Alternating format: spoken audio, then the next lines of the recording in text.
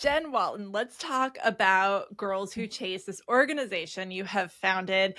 And it's really cool when this popped up as, Instagram notification at one point way back when it said Girls Who Chase is now following you. And I thought, well, what's that? That's cool. I want to know more about this. So let's start with talking about you. I want to hear a little bit of background on you and, your scientific background, your communications background. Tell me what you've done in the past. My background and expertise is in science and climate change communication. I have 2 degrees. I have a master's degree in technical journalism and a bachelor's in environmental communication. And so I have been talking about science and environment for a very long time in a communications capacity.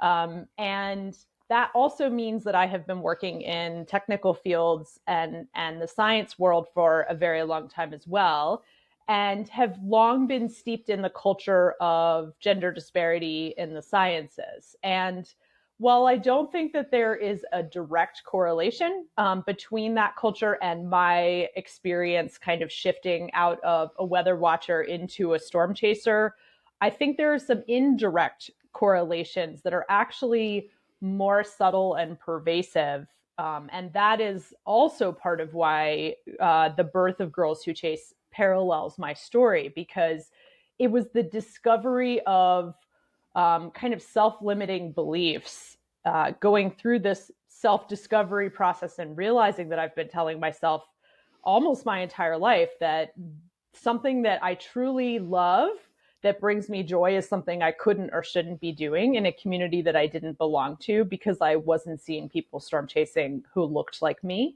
So that was kind of a big piece of it, is I think, not having representation in the field, in the field of field going weather women, I guess I should say, was a big piece of why I felt like I didn't belong. So I have been working with scientists and educators and communications folks for a very long time, talking about bringing science to folks in a variety of different ways, talking about climate change. And so I was always kind of 1 degree removed from the severe weather research folks, and spent a very long time trying to get them to take me out with them, thinking, oh, you have to be a meteorologist to storm chase. It's dangerous. I should go with an expert, which all of these things are a good thing to be thinking. It's not a bad thing to want to stay safe, but it also was preventing me, I think, from recognizing that I could actually teach myself to forecast,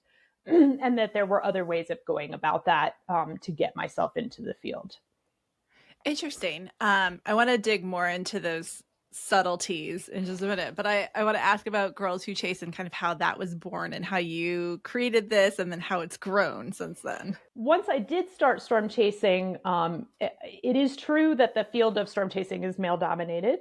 There are definitely women who are storm chasing. They do it well, and they're out there quite a bit, but you just don't see them as much. And that was part of what I ended up digging into. So when I did start, most of my chase friends were men, because that is who was storm chasing. And I just happened to notice after a while that there were some strange manifestations of women in the sciences. And while it was manifesting similarly to what I had seen in my career, it wasn't coming from the same place. And what I mean by that is, I think in a lot of cases, if you're running into instances of misogyny or gender disparity or marginalization of women in the sciences, it's often perpetuated by the people who benefit from it the most, which is men.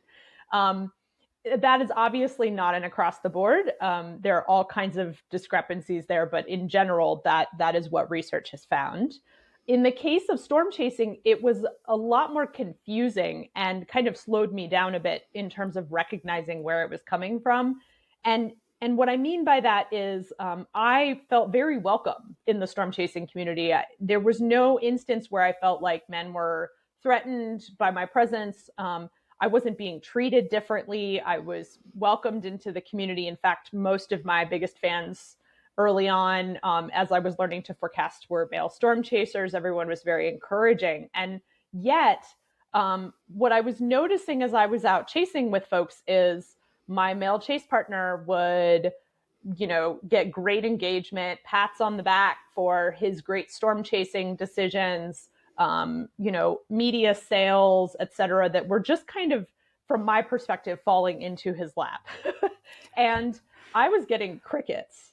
And it was actually like a really stark juxtaposition in many cases. And um, one could certainly say that early on, it was just because I wasn't very good at what I was doing, right?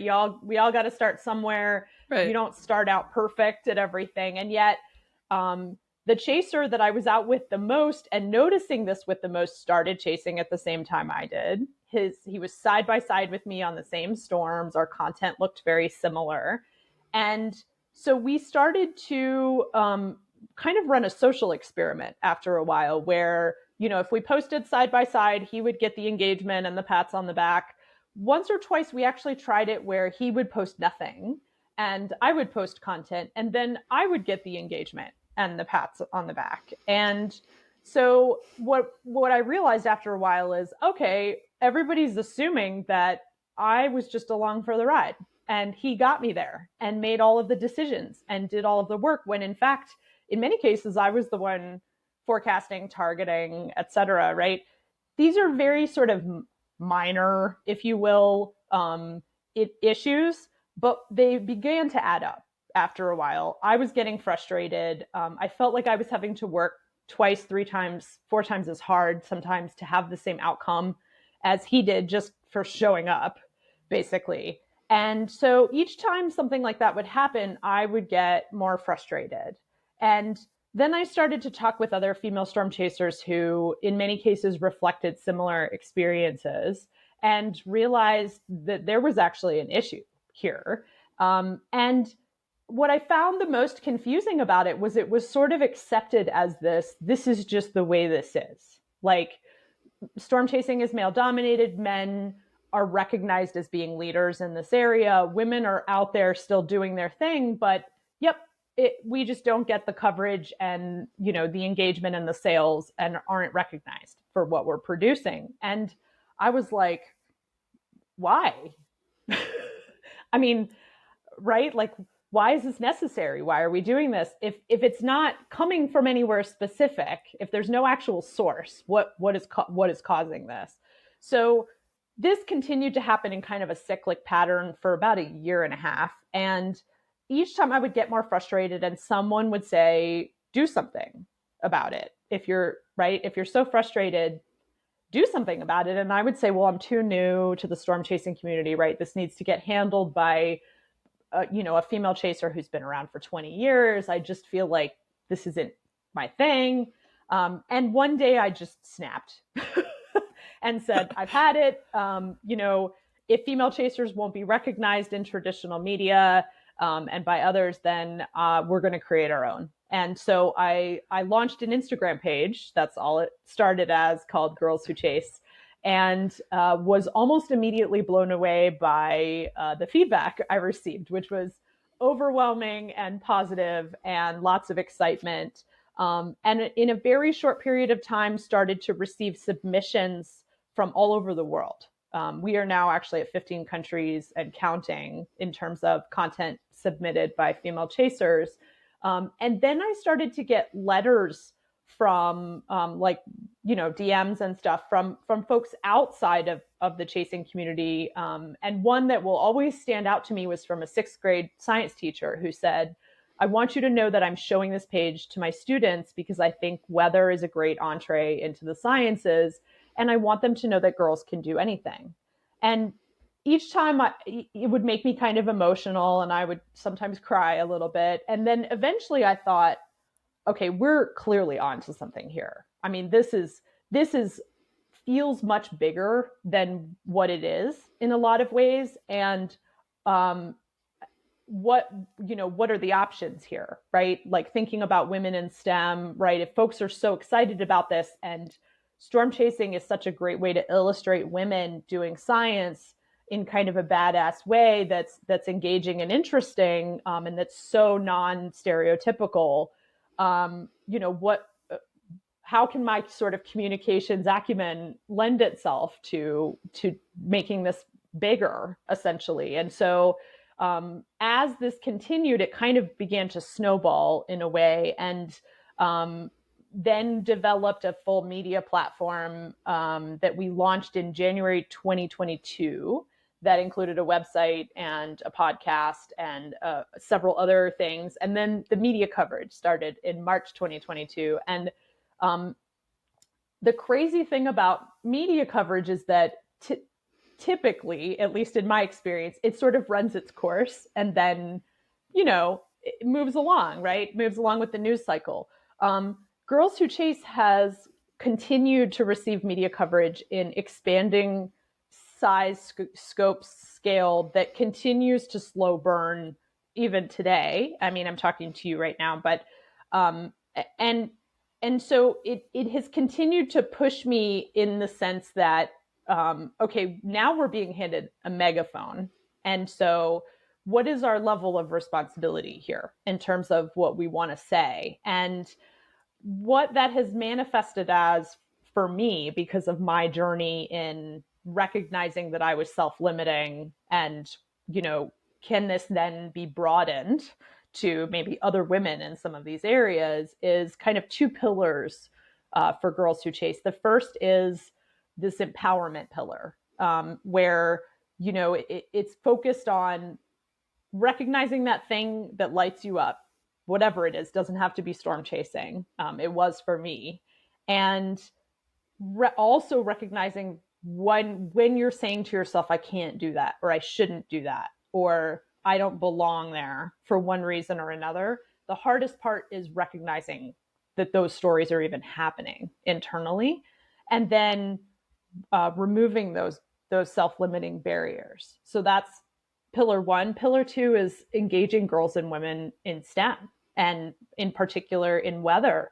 I mean, I think the great thing about storm chasing is it's so visually engaging, right? It's not that there's anything wrong with showing a woman in a lab coat in a lab doing work, but is it as engaging as a woman in the field next to a tornado? Right. And what message does that send in terms of what we're capable of, and so heading down kind of both those roads in different ways. And as we've continued to expand and grow and identify areas that we can be most useful and make a difference, the initiative has continued to evolve and grow and follow suit. And my latest thing has been, okay, now we've been sort of in operation as it were for about a year and a half. And what have we learned from this? And kind of sharing that as a case study, because there are a lot of great initiatives out there and a lot of great women in STEM initiatives. What was it that made this explode the way it did? What have we learned now from the shared experience of hundreds of chasers across the globe, that we could share with others who might be able to learn and grow from that as well? So both building out the capabilities of the initiative itself, but also sharing what we've learned so we can use it to make progress. Can you address some of these other storm chasing situations that you find yourself in that maybe people don't even think about?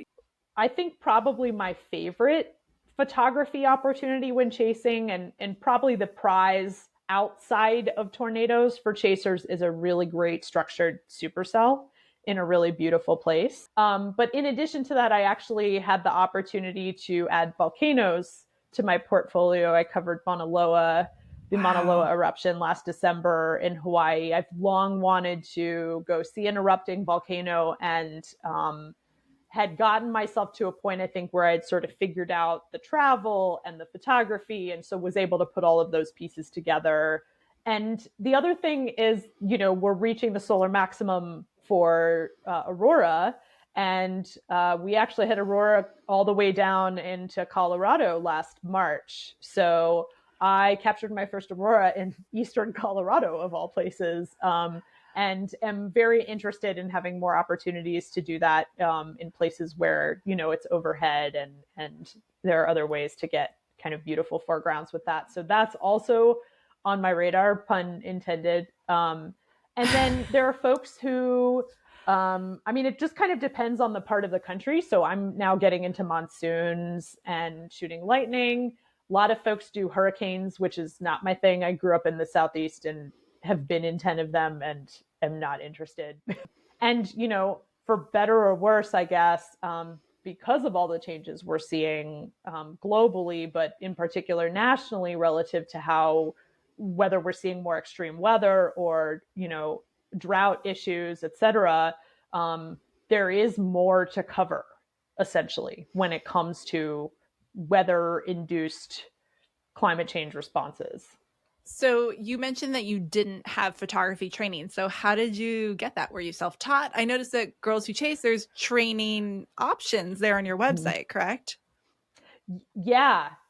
So one of the things I'm realizing, and I'll give you an exclusive here, is that while we're encouraging additional media coverage of women storm chasing, I also want to make sure that we're supporting women in building out the skill sets that would make them successful in media, whatever type of media it is. Starting this fall, we're going to be offering what I'm calling a communication series. So I'm going to be doing a media training in the next 3 to 4 weeks, and then we will have fundamentals of storm photography will be our other option. So to answer your original question, self-taught mostly. One of my chase buddies had a extra Nikon, like a basic Nikon that he was able to loan me, and so I made a lot of mistakes and taught myself how to shoot on manual, and that was really the foundation, I think. A lot of YouTube videos, a lot of very out of focus, underexposed shots of things that I would rather have not been out of focus or underexposed or messed up in some way, and I still make mistakes all the time. Gender inequities and kind of this recognition that men and women are different. You know, you can't generalize everyone together, but different talents, different strengths, different weaknesses sometimes. Is there anything in the storm chasing world that you generally see women doing better or more successful at, or really honing in on a certain thing that maybe wasn't being highlighted before when it comes to storm chasing? I actually think one of the limiting factors for women in storm chasing relative to content production is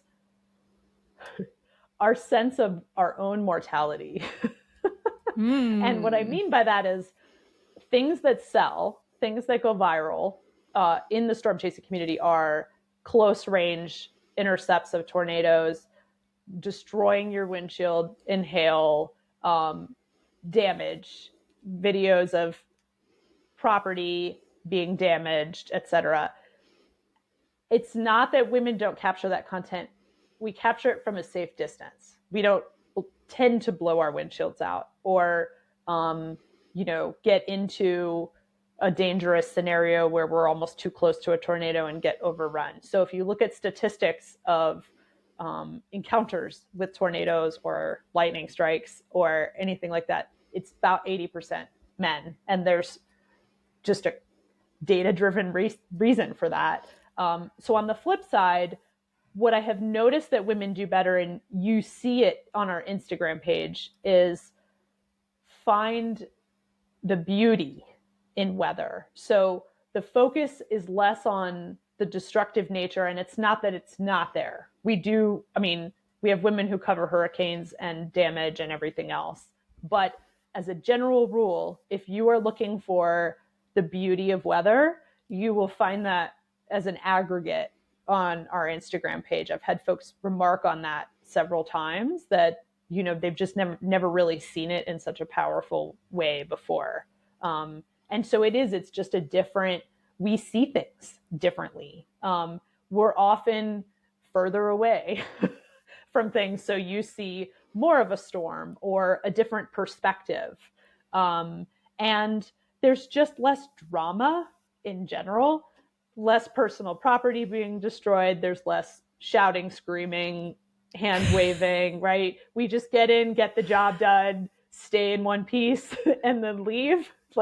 And unfortunately, that doesn't sell as much. And so there is actually a cultural and technical reason why women are in less storm chasing media, and it's because we don't do as dangerous, we're less dangerous. And again, there are exceptions in both directions for sure, but like it just is what it is.